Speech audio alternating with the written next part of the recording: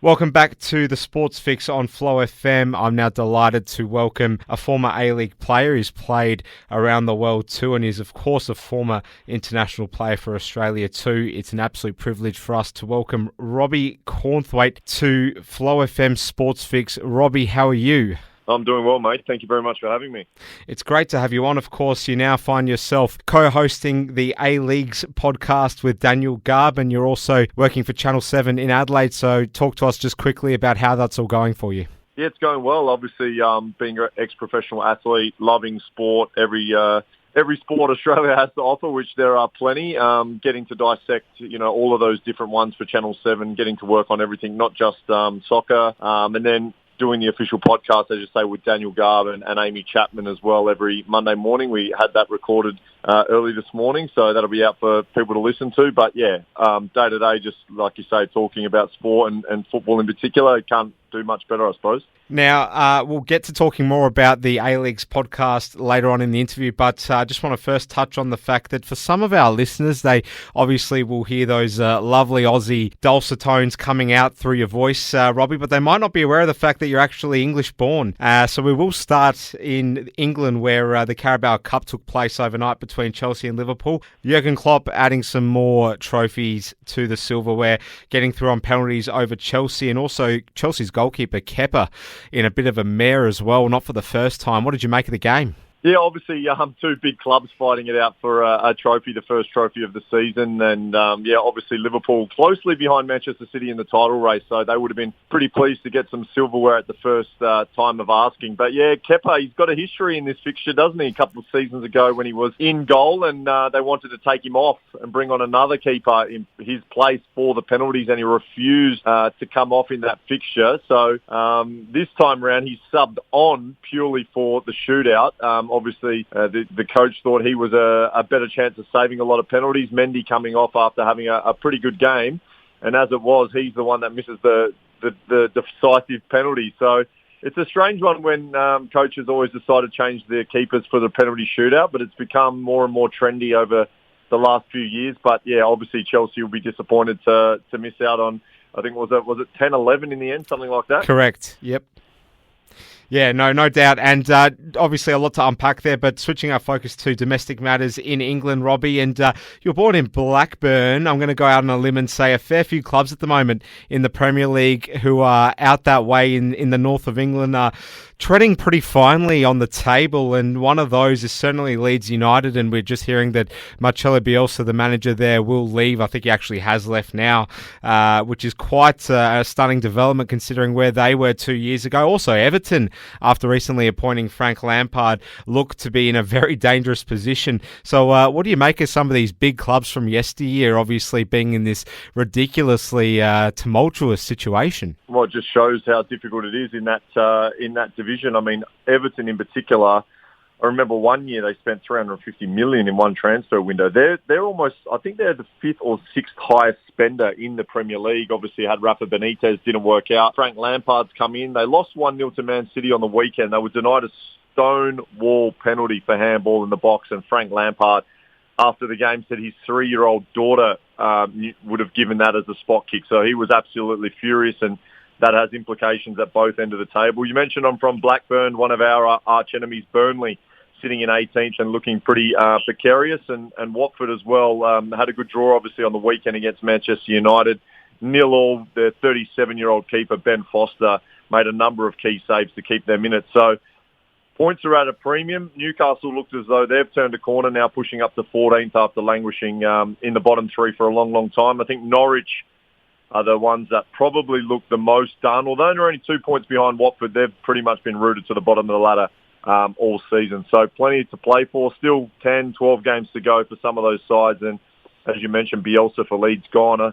I spoke to a Leeds fan only a couple of weeks ago, maybe 2 weeks ago, and I said, Bielsa's got to start being under a lot of pressure and in some trouble. And he seemed to think, what Bielsa did for that team, getting him promoted, something nobody else could do, that he was almost untouchable and that he thought he'd be there for a long time to come. But obviously the ownership and the board thought differently, and they're on the search for a new boss already. Yeah, it is quite astonishing, and you can just never take your eyes off what's happening in the Premier League, as you well know, Robbie. But the A-League is your bread and butter. There's no question about that. And a former club of yours, Adelaide United, in action on Saturday evening, getting a much-needed win from behind against Central Coast Mariners, who have proved to be a bit of a prickly customer at Cooper Stadium on recent visits. But on this occasion, Adelaide United getting the upper hand. So the Reds, they love leaving it late this season, don't they, Robbie? They certainly do. The comeback kids, I think they've been nicknamed, because every time they score the winner, it's a 16 or a 17-year-old scoring in the dying stages. So it was Irukunda this time around, 94th minute or something like that. I was actually at the game behind the goals in that end. So it was an absolutely cracking strike. And that moves Adelaide up to 4th. They've played equal most games in the league. So 15 games they've played. Melbourne Victory just 3 points behind them in 5th, having played 3 games less. So it's vital, while Adelaide have played the most games, that they continue to win. And they've been pretty good this season. They've been a little bit inconsistent. They've only had the one heavy defeat, which was to MacArthur. But other than that, they've been in absolutely every single game that they've played. As I say, teams with games in hand. But the thing is, with those games in hand, one, you have to win them, first of all. And two, they're all going to be played at the back end of the season in quick succession when it's really, really congested. So Adelaide should be able to enjoy a little bit more rest in between their fixtures come the back end, and hopefully, you would think injuries might play a part in some of those teams that have to play a lot of matches in quick succession. Now, you played in some very, very big Sydney derbies back in your time as a player, of course, playing for Sydney FC's bitter rival Western Sydney Wanderers. But Sydney FC, I recall last season, a few people being a little bit iffy about Steve Corica's side, and yet they went on and made a final. Should fans be wary of making the same mistake this season, despite their recent loss against Melbourne City, who seem to be on a resurgence run after dropping a few games recently with Patrick Isnorbo still at the helm there? Yeah, well, Melbourne City versus Sydney FC over the last few years has usually been first versus second, or second v third. This time it was second v sixth. And Sydney, like Adelaide, have played equal most games in the league. So there's teams really breathing down their necks with 2 or 3 games in hand. So they're under a lot of pressure. They got the Asian Champions League qualifier coming up as well against Filipino's side. If they win that, they're straight through to the group stage due to the fact Changchun Yatai in China have pulled out of the competition. So their schedule could get a lot heavier if they're set to travel away for 2 or 3 weeks and play the Champions League in a hub scenario. So you would think their league form would probably suffer a little bit due to that. They're just not scoring enough goals. Lafondra has only got 2 in 10. Bobo's got a couple in recent weeks, but all off the bench. Ninkovic is not getting any younger, and they're conceding goals. So I don't want to write them off, because we know what a champion team they are, but I do think it's very, very difficult for them this season. And I wouldn't be surprised if they're one of the teams that even misses out on the finals.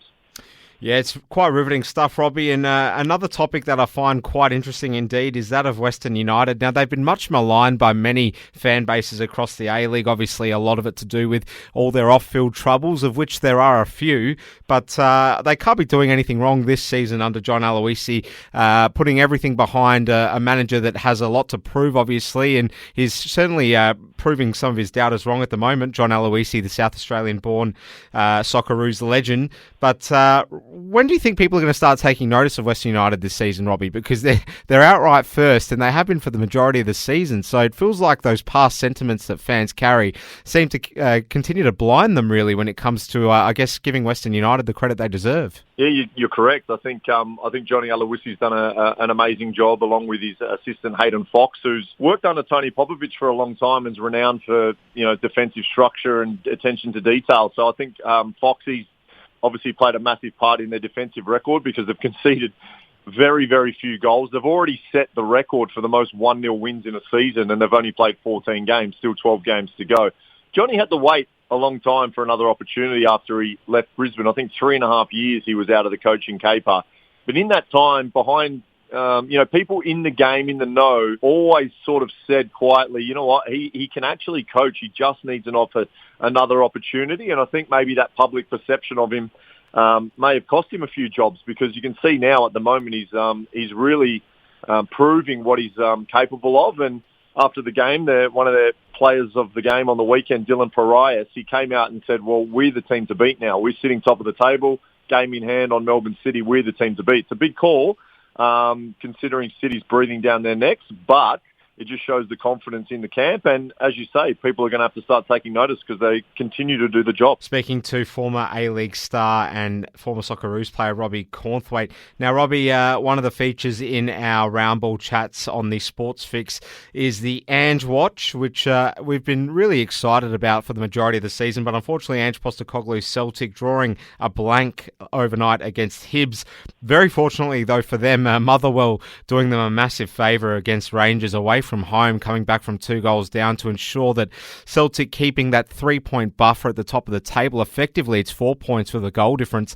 So Ange really getting away with one here, Robbie. Yeah, it's not often that you can drop points in that league as Celtic or Rangers and get away with it. Rangers will be kicking themselves because Celtic obviously played first. They would have seen that result and known had they picked up all 3 points, they would have closed the gap to a point, I think. So the fact that they were 2-0 up at home and they threw that away is hugely disappointing for them. Both teams obviously played in Europe during the week. Celtic knocked out, and Rangers having an amazing win against against Dortmund, over the 2 legs. So both sides may be a little bit wary, but yeah, as you say, Ange and Celtic have dodged a little bit of a bullet there. They still hold that buffer with plenty of games to come in the season. Now, as a former Root, it'd be remiss of me not to ask you about the current state of the Socceroos under Graham Arnold as we edge closer to the crucial end point in the third phase of World Cup qualifying. Robbie, you've played for the national team, obviously. There's been a lot made of the current situation. Graham Arnold, we've seen Robbie Slater and Mark Bosnich almost having it out on with your former employer, Fox Sports, recently too. So there's so much going on here. So I've got to ask you, I guess, in a general sense, where do you sit on what's happening with the Socceroos at the moment? Yeah, I mean, off the back of that world record winning run, consecutive wins, I think it was 12, they've now 1 win in 5 or something along those lines, and really relinquished the stranglehold they had on the group because they looked pretty good for automatic qualification, but draw at home against Saudi Arabia, loss against Japan, another draw away from home against China. They've made things really, really difficult for them. And to be honest, I think even if they win their 2 games against Japan at home and Saudi Arabia away, I don't think they'll go through in an automatic place. I think the other teams will have too good a goal difference with Japan to play Vietnam. So it looks as though it will come down to the one-off qualifier against the third-place finisher in the other group. That'll be played on neutral territory in Qatar, and then you're up against a South American qualifier, which this time around is a one-off game in Qatar as well. It's not the usual 2-legged home and away fixture like we are accustomed to when Johnny Aloisi scored that famous penalty against Uruguay in the second leg. So it's a bit of a toss of a coin, and the way we're playing at the moment, it's going to be extremely difficult. I think we are in a precarious position.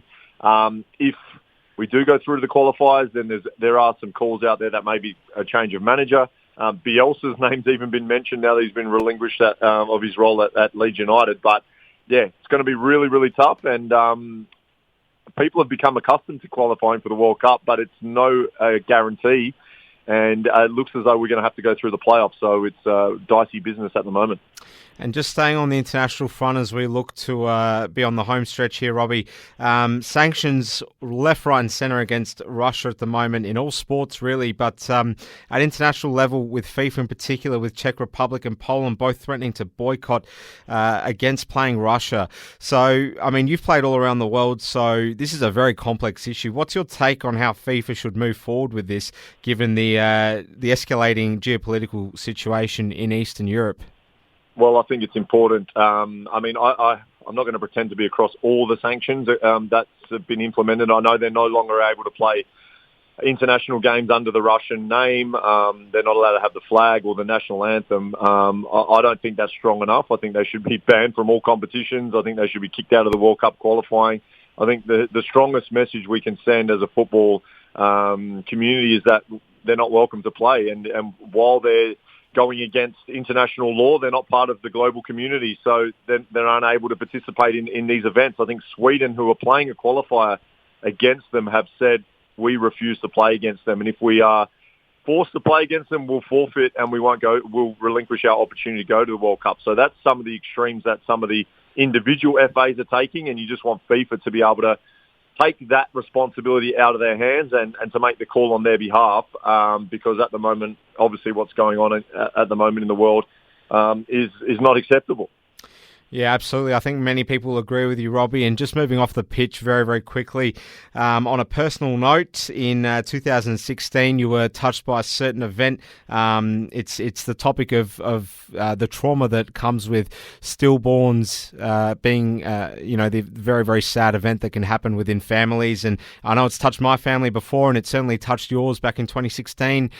This is an issue, I believe, in the media that's often not really touched on very often. And I guess I want to harp back to, times where you really tried to go out there and get the message out there about, how traumatic and difficult it can be to endure this kind of event. So I guess just take us back a little bit and talk to us about, the very raw and human side of that kind of tragedy occurring. Yeah, obviously very difficult and very common. I suppose that was the one thing that I really learned when, we had a baby prematurely in Malaysia and at 23 weeks and she passed away. And, when you start talking, originally I didn't talk about it a lot, but since over the last couple of years, I've shared my story on a few different platforms and you just start to realise how common these events are. And obviously, like anything that people are plagued by or troubled by or have some difficulty with, the more you talk about it, the better. And I think originally I didn't want to talk to people because I didn't think they'd have the right answer. But ultimately, they don't need to give you an answer. It's just about getting it off your chest and letting people know how you feel. And once you do start doing that, a lot more people do open up and share their experiences. And as I said, it's an extremely common occurrence, miscarriage and infant death. The more light that gets shed on that, the better. I think what the women obviously have to go through is extremely traumatic, and I would never pretend to imagine what they feel like, but obviously the husbands and the partners, they suffer as well, and sometimes they can be left not forgotten, but obviously a lot of the focus is usually on the mum. And I think the more that guys can share how they're feeling, the better it's going to be. Well, thanks so much for sharing that with our listeners, Robbie. And just as we finish, we spoke off the top about the A-Leagues podcast with Daniel Garb and Amy Chapman. Very wide-ranging podcast that is released weekly. You can get it from wherever you get your podcasts. Talk to us about what's on the agenda for this week, Robbie. Yeah, well, obviously, as we've touched on, Western United is a big one. I should say Adelaide United's women's team's qualified for the it's not the W League anymore, the Liberty League finals for the very first time in the club's history. They've done amazing work giving South Australian players an opportunity to grow over the last 3 or 4 years, and that's paying dividends now, sitting second on the ladder and guaranteed a top 3 finish. So that's wonderful for them. And the big news about John Tatsumis resigning as the CEO of Western Sydney Wanderers, we interview him, ask him all the hard-hitting questions, and as always, he doesn't shirk his responsibility, so that's well worth a listen as well. Make sure you get subscribing, folks. Robbie Cornthwaite, the former A-League player and Socceroos representative too, now working in the media, in the football media in Australia. It's been great having you on the Sports Fix on Flow FM. You take care of yourself.